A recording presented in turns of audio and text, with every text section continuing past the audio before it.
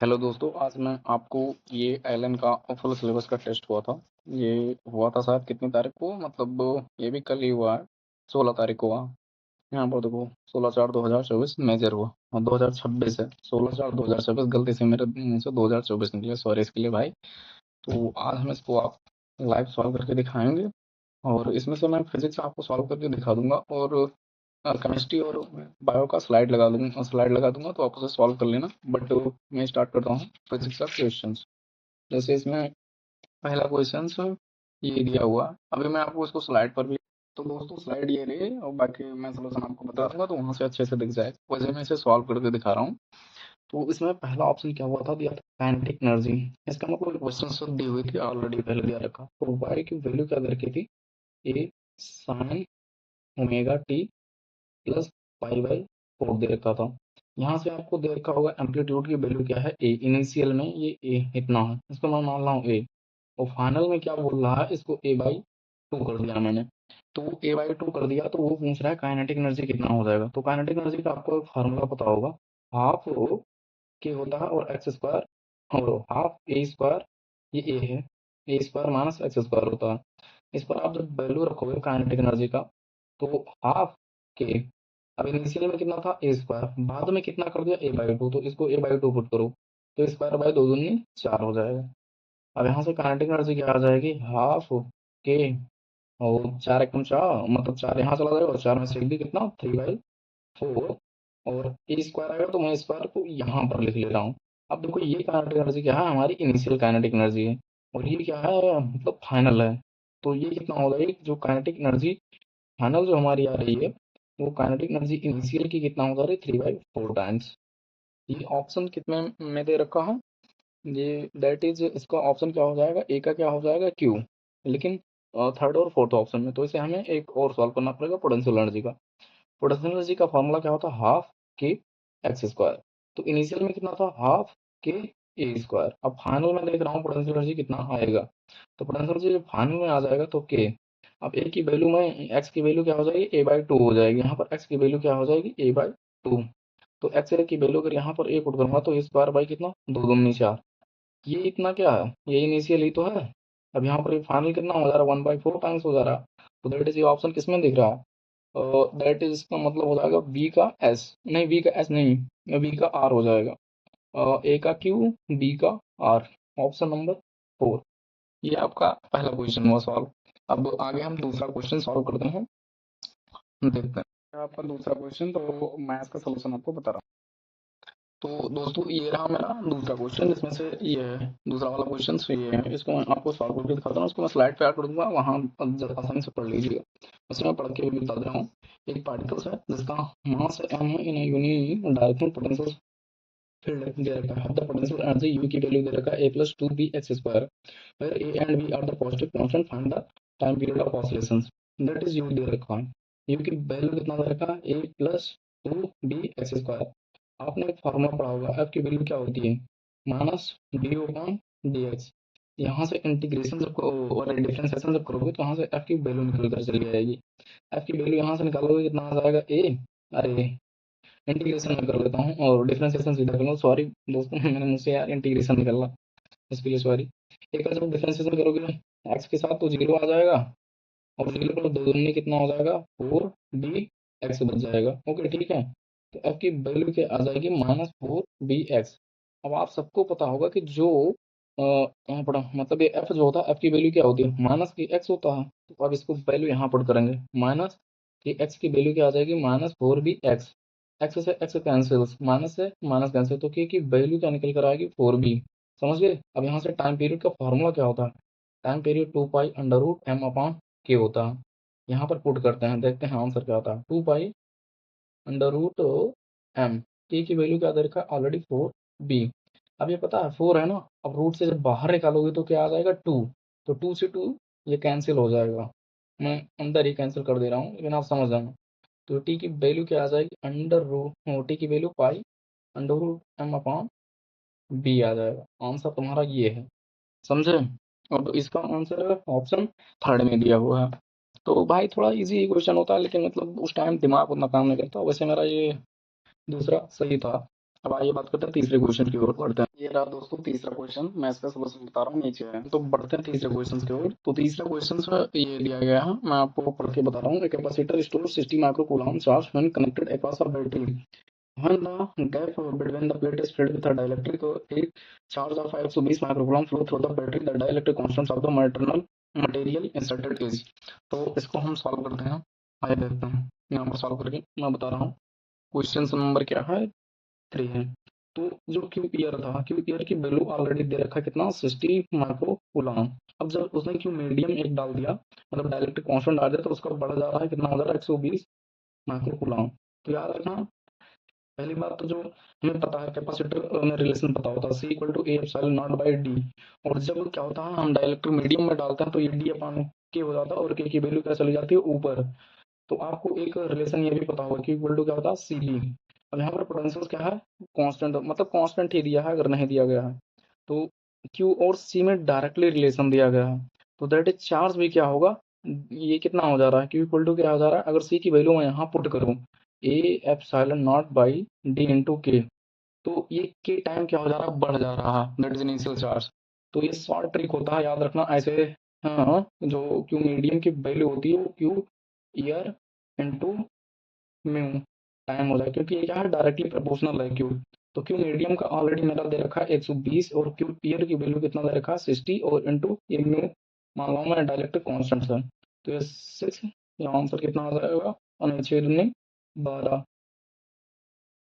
Answer दो नहीं आएगा। मैं भी एग्जाम में यही गलती करके आया था, पता है क्यों, क्यों मैं डायरेक्ट, मतलब मैंने देखा कि साढ़े में 120, मतलब 120 होता है तो आंसर दो आएगा, लेकिन आंसर दो नहीं आएगा, वो पता है। तो मैं चूतिया बना रहा हूँ, कुछ नहीं, सिंपली वो क्यू इनिशियल दे रखा है, क्यू इनिशियल की वैल्यू कितना दे रखा है, 60 माइक्रो कूलम। और जो क्यू फाइनल, अरे क्यू फाइनल नहीं दे रखा है, ये क्यू, क्यू फाइनल। तो इसमें तुम्हें पहले क्यू फाइनल निकालना पड़ेगा। तो क्यू फाइनल कैसे निकालोगे, वो ऑलरेडी जो 120 माइक्रो कूलम दे रखा है वो दे रखा है हमारा flow charge, that is medium, उसमें डाल रहे हैं डाइलेक्ट्रिक कांस्टेंट, तो वो क्या हो जा रहा है, उसमें चार्ज कितना, 120 माइक्रो कूलम फ्लो होने लगता है। तो वो जो क्यू फ्लो दे रखा है हमारा 120 माइक्रो कूलम। तो आपने एक फार्मूला पढ़ा होगा, क्यू फ्लो की वैल्यू क्या होती है, Q final minus Q initial होता है। तो इसमें से अगर मैं क्यू फ्लो की ऑलरेडी वैल्यू दे रखा है 120, और equal to Q final minus Q initial की वैल्यू क्या है, 60 डिग्री, अरे मतलब 60 माइक्रो कूलम से। और क्यू फाइनल की वैल्यू क्या आ जाएगी यहाँ से, 60 और 20 180। अब ये फार्मूला तुम्हें लगाना पड़ेगा यहाँ से, पता है। अभी कितना आ जाएगा तुम्हारा, क्यू फाइनल पता है, दैट इज क्या आ जाएगा, मीडियम डालने के बाद इतना 180 माइक्रो कूलम क्या हो जा रहा है, हमारा बढ़ जा रहा है चार्ज। इसमें क्या डालना होगा, क्यू ईयर, अरे मैं दूसरे पेज में सॉल्व करके बता रहा हूँ, वरना आपको समझ में नहीं आया, पहुंच उठे आप। मैंने क्या निकाल लिया है, क्यू इनिशियल की वैल्यू कितना है, 60, दैट इज ईयर में जो था। अब जो मैं क्यू फाइनल निकाल लिया हूँ वो कितना आ गया मेरा, 180 आ गया है। ये माइक्रो कूलम है, ये भी माइक्रो कूलम है।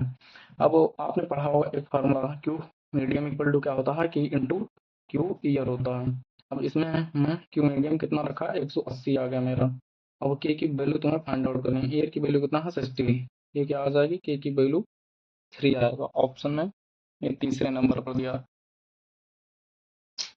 ऑप्शन में देखो यार, मैंने क्या किया, ऊपर करके सॉल्व कर दिया, आपको दिखाई नहीं होगा तो मैं देख लो, मैं फिर से बता रहा हूँ, क्यू इनिशियल की वैल्यू 60 माइक्रो कूलम है, फाइनल कितना है, 180। फिर क्यू मीडियम का फार्मूला आपने पढ़ा होगा, के इंटू क्यू ईयर होता है। फिर मैंने क्यू मीडियम की जो वैल्यू 180 है फाइनल वो रखा, और के रखा इंटू 60 रखा, फिर 60 इंटू 3 किया, तो के की वैल्यू क्या आ जाएगी, 3 आ जाएगी। ऑप्शन में थर्ड नंबर पर है, समझे। अब आइए हम देखते हैं फोर्थ क्वेश्चन। फोर्थ क्वेश्चन वैसे कुछ नहीं, असर्शन एंड रीजन दे रखा है। इसमें क्या दे रखा है, असर्शन दे रखा है, for a simple microscope the angular size of the object equal to the angular size of the image, alpha और बीटा दे रखा है। हाँ, तो सिंपल माइक्रोस्कोप में अल्फा और बीटा क्या होते हैं, इक्वल सी होते हैं। अब क्या देखा, magnification is achieved as the small object can be kept much closer to the eye than 25 centimetre and hence which subtends a large angle. तो 25 सेंटीमीटर पर रखा हुआ है, दैट इज 25 सेंटीमीटर क्या होता है, हमारा डिस्टेंस होती है, मिनिमम डिस्टेंस होती है, तो 25 सेंटीमीटर। तो जो कोई छोटा ऑब्जेक्ट रखा हुआ है तो वो क्या करेगा, लार्ज एंगल बनाएगा। इसको मैं आपको बता रहा हूँ, जैसे मान लो ये कि ये हमारा क्या है, यहाँ पर लेंस रखा हुआ है, और मतलब कोई आदमी है यहाँ से देख रहा होगा, तो इतना बड़ा स्मॉल ऑब्जेक्ट रखा हुआ है, अब यहाँ पर है, तो ये क्या बना होगा, अभी तक ये 25 सेंटीमीटर रखा हुआ था, तो ये बना रहा होगा अल्फा, कुछ भी बना रहा होगा एंगल। अब इसको मैंने इतनी दूर रख दिया, यहाँ पर रख दिया, यहाँ पर, तो ये बना रहा होगा बीटा। तो अल्फा की वैल्यू क्या है, ज्यादा। इसको मान लो मैं 25 से ज्यादा कर रहा हूँ 30 सेंटीमीटर पे, तो जब 30 सेंटीमीटर पर करोगे तो एंगल क्या हो जाएगा, बीटा बनेगा। और अल्फा की वैल्यू यहाँ पर तो 25 सेंटीमीटर पर, तो देखो यहाँ पर अल्फा क्या होता है, जितना पास वस्तु रहेगी या मतलब जितना पास ऑब्जेक्ट रहेगा उस पर एंगल उतना ही ज्यादा होगा, दैट इज अल्फा की वैल्यू क्या आ जाएगी, बड़ा। तो ये भी सही है। लेकिन इसमें क्या हुआ था, इसका जो रीजन था वो करेक्ट एक्सप्लेनेशन नहीं था, तो इसका ऑप्शन 2 हो जाएगा, both A and R true but R is not the correct explanation. समझे दोस्तों, बाकी क्वेश्चन सर इसमें है, अगर आप बताना तो मैं आपको पूरा मतलब सॉल्व करके आपको वो सोल्यूशन बता दूंगा। वैसे टाइम बहुत लगेगा इसलिए मैं बता रहा हूँ मेरा गलत कौन कौन सा गया था। ये मेरा गलत हो गया 7 नंबर का, इसमें क्या हुआ था, ये बहुत अच्छा क्वेश्चन है, आप लोग करिएगा एक बार। इसमें पता है क्या करोगे, जब इसका मतलब ईएमएफ निकालोगे इक्विवेलेंट, तो वो क्या आ जाएगा, वो भी +5 वोल्ट ही आएगा, बस उसकी पोलरिटी अपोजिट हो जाएगी, तो वहां पर क्या करना पड़ेगा, अब पोलरिटी अपोजिट हो जाएगी तो दोनों बैटरी कैंसिल हो जाएंगे, तो आई करंट जो आ जाएगा 0 ऑप्शन आएगा, 0 आंसर आएगा। और ये भी अच्छा क्वेश्चन है, इसमें कुछ नहीं दे रखा, एक बार इनिशियली क्या माना है, इस वायर की वजह से यहाँ पर मैग्नेटिक फील्ड निकालना पड़ेगा एम्पर। और एक बार क्या रखा है, इसमें करंट आई बाई टू हो जा रहा है, इसमें आई जा रहा है, तो मतलब इससे भी और इससे भी। लेकिन बाद में पता है गलती क्या होती है, इस वाले को नहीं मतलब लोग गिनते हैं, लेकिन इसको भी इसकी वजह से भी यहाँ पर करंट का फ्लो होगा, तो फाइनल में ये, और फाइनल जो रखा वो H2/H1 वही करके यहाँ रेशियो निकालोगे तो 2/3 आंसर आ जाएगा इसका भी। ये तो इसी का क्वेश्चन है, ये तो हो ही जाएगा। ये भी मैं छोड़ दिया था जल्दबाजी में। बाकी वो यूनिट डायमेंशन का क्वेश्चन है, वो तो इजी है, हो ही जाएगा। ये भी दोस्तों अच्छा क्वेश्चन है, करना एक बार। ये कैलोरी मैटर का था।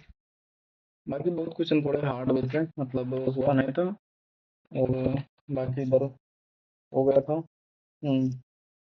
ये याद रखना, इसमें बहुत अच्छा क्वेश्चन होता है कि रेक्टेंगुलर में क्या होता है, रेक्टेंगुलर में एरिया कांस्टेंट होता है, तो जो एरिया कांस्टेंट होगा रेक्टेंगुलर में, तो उसमें जो ईएमएफ होगा इंड्यूस ही नहीं होता है।